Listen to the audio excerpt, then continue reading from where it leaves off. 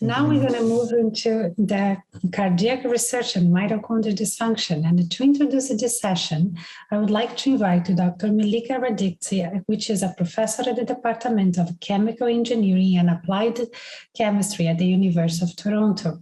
She holds the Canada Research Tier 1 in organ-on-a-chip engineering, and the Professor Radisic is here to introduce cardiovascular health, to mitochondrial dysfunction, and to introduce the next speaker.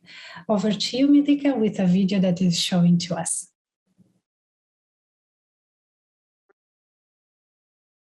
Good morning. My name is Milica Radisic. I'm a professor in biomedical engineering and chemical engineering at the University of Toronto, and it's really my pleasure and great honor to be invited to provide the introduction to this session, specifically on cardiac research and mitochondrial dysfunction.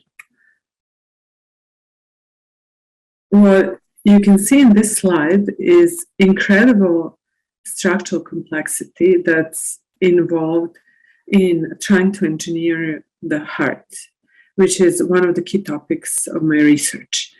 So if you look at the centimeter scale, the heart contains elongated cardiomyocytes that are aligned in parallel, and they contract to expel blood. So that's the function that's happening at the centimeter scale.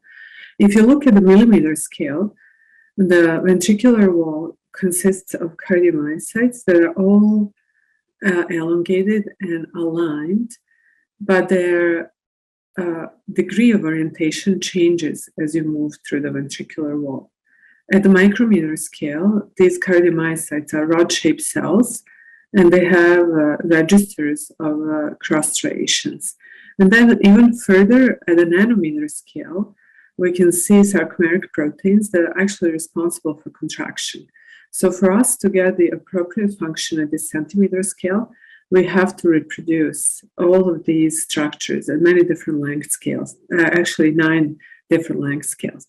But what's really the most remarkable is the density and the proximity of mitochondria to sarcomeres as the functional contractile units of the cardiac muscle.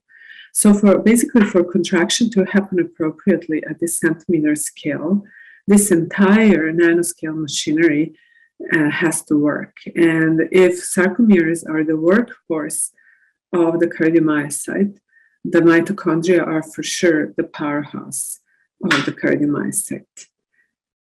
And it is not surprising that functional mitochondrial abnormalities have been reported and well described for a number of cardiovascular diseases.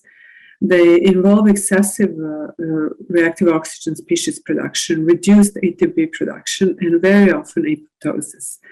And as demonstrated in this slide here, mitochondrial dysfunction is involved in everything starting from atherosclerosis, ischemic heart disease, cardiac hypertrophy, heart failure, as well as diabetic cardiomyopathy and myocardial infarction, ischemia, reperfusion injury.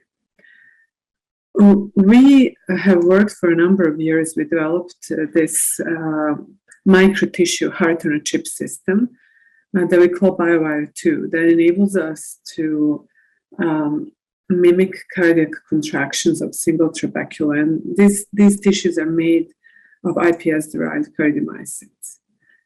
And we grow them in a microwell, and then basically they hang on 2 pieces of polymer wire.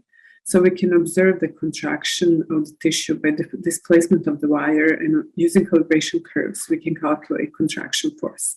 So this is a system that uses iPS, or human embryonic stem cell-derived cardiomyocytes, and it's a good surrogate for contractility of cardiac trabecula.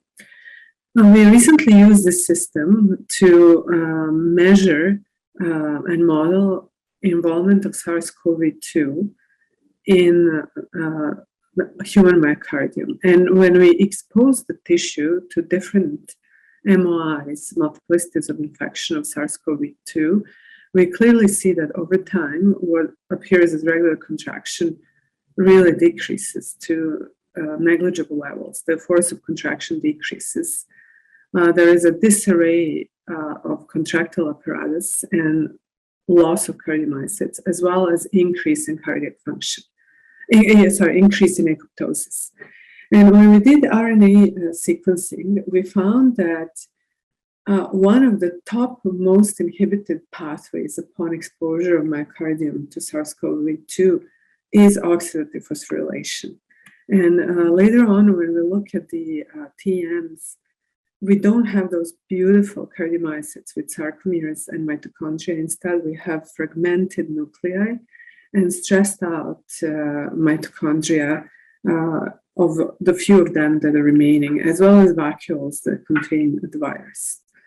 In a more complete model that contains vasculature together with immune cells and cardiomyocytes, we found that application of SARS-CoV-2 really further decreased force of contraction. And in addition, we were able to measure with Anna's lab increase of free mitochondrial DNA that's secreted by these cells.